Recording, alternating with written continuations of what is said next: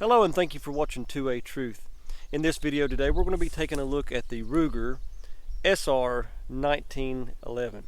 Now just fairly recently my friend Kevin from Mountain Ridge Gun and Pawn, he got me into 1911s.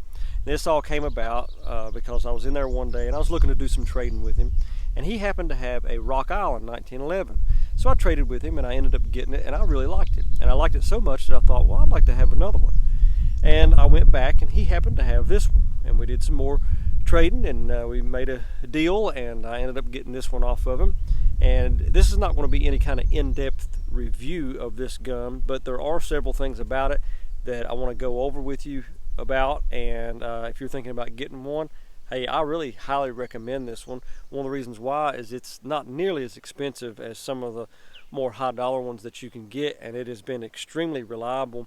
But some of the things I do like about this, and I want to first show you that there's no magazine in the gun and that the chamber is empty. But one of the things I like really good about this is it has an extended beaver tail.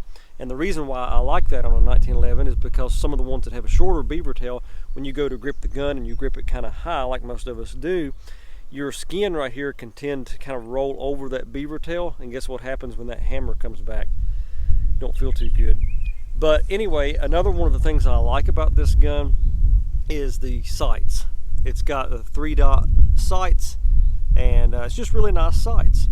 And I know I see a lot of people online that kind of criticize the 1911s, and they say they're outdated, and I just hear people say things about them. They say, well, who could pack around a big old 1911? Well, actually, believe it or not, compared to some of your double stack polymer frame pistols, they're very thin, and they're surprisingly easy to carry. Now I know a lot of people say, yeah, but capacity. Well, true, I like capacity. I'm kind of a stickler for capacity, but when you've got 7 or 8 rounds of 45 ACP, I mean, you've really got something. And plus, it doesn't take long at all to pop in another magazine. And speaking of magazines, I personally, when it comes to 1911s, I like the Wilson Combat magazines. Now, I will say that the factory magazines from Ruger, I've had no issues with it. But you see how it has this little shelf, I guess, you know, where the round actually goes. If that was to get bent or something, it can cause malfunctions. And I'll show you the difference with the Wilson Combat magazines. It has a polymer follower there, and they're just known for their reliability. So I really highly recommend that if you get a 1911, I really highly recommend the Wilson Combat magazines. And they're really not terribly expensive either.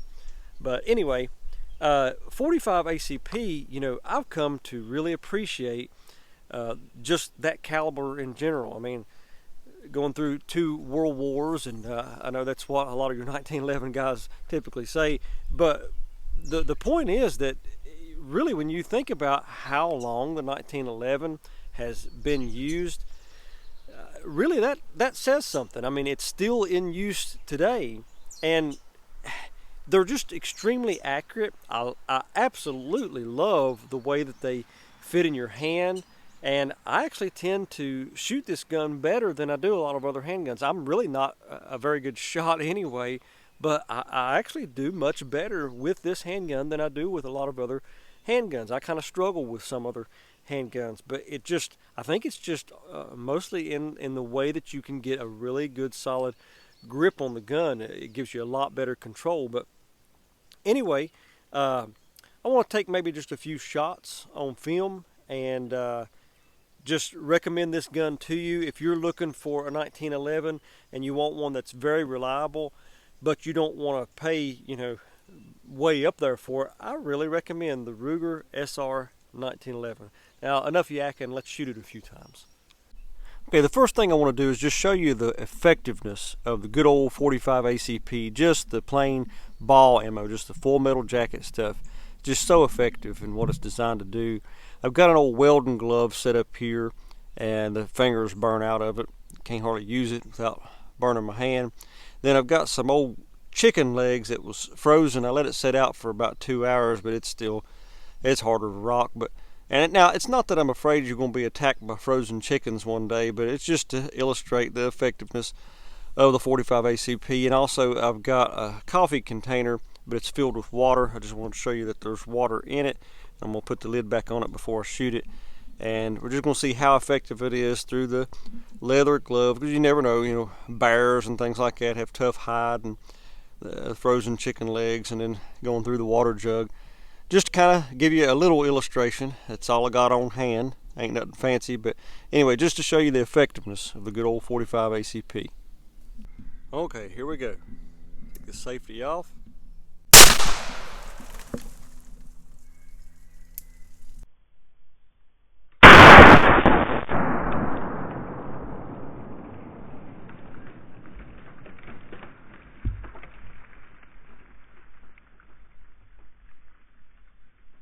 Okay, let's check this out.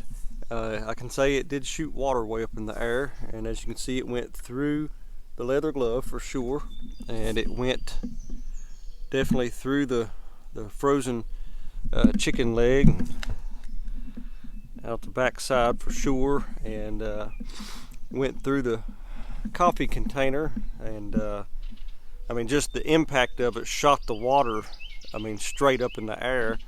And you can see just the impact that it had. I mean, this is fairly thick plastic, and it's just it's hard to beat just a good old-fashioned 45 ACP, in my opinion. It's been out so long that, I mean, it's just a good all-around good caliber, very trustworthy, very reliable, and I really like it a lot.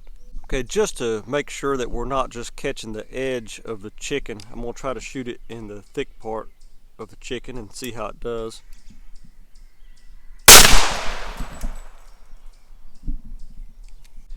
Okay, as you can see, it definitely went through the main thick part of the chicken and out the back side. See how it's all, and obviously there was no water in the jug this time, but obviously had no problems passing through both sides. And yeah, again, it's just a really, I mean, it moves fairly slow compared to 9mm and other handgun calibers, but it's just like a big slug, and it just does so much damage. It's just a really all-around good round. I mean, there's a lot of videos out there of people who deer hunt with handguns, and they use 45 ACP. Again, it's just a really powerful round, and I really like it. Okay, another one of the things I wanted to talk about is the accuracy. You know, a 1911 is really, in my opinion, very accurate, and I seem to shoot it better than I do a lot of other platforms. Now, I've got used to some of the other platforms. I've gotten used to Glock, but when it comes to some of the bigger calibers, it seems like with a thicker grip, I don't tend to do as well. I believe your accuracy when it comes to shooting a handgun has a lot to do with how the grip fits your hand, and also it has a lot to do with the trigger as well. And it seems like to me that, just generally speaking, the 1911s have such a nice trigger. And I step back here, I'm about 75 feet away, and that's a pretty decent distance with a handgun. And sometimes, especially like with my Glock 20, if I really focus, I mean, I can do fairly well. But with this 1911, I mean, it's just it's almost like me driving my F-250. I love my F-250. It's a great work truck, but it rides rough. And it's like switching from that to like a Cadillac. That's kind of how I would compare it. It's just, they are really comfortable to grip and to shoot. And in saying that, it really improves your accuracy. At least it does mine.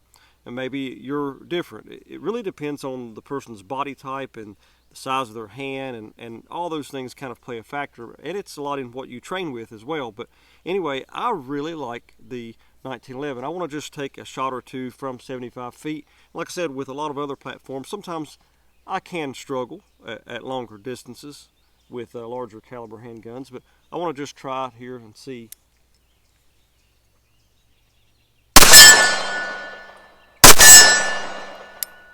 I mean, it just seems so natural and so easy. Let me know what you think. If you've owned especially the SR 1911, or if you're thinking about getting one, or if you just like the 1911s in general, let me know in the comments section what you think, what your opinion is. We welcome all your comments or criticisms. Thank you for watching, and God bless you. Don't forget to like this video, and don't forget to subscribe to the channel if you're not already. Thank you for watching. God bless you.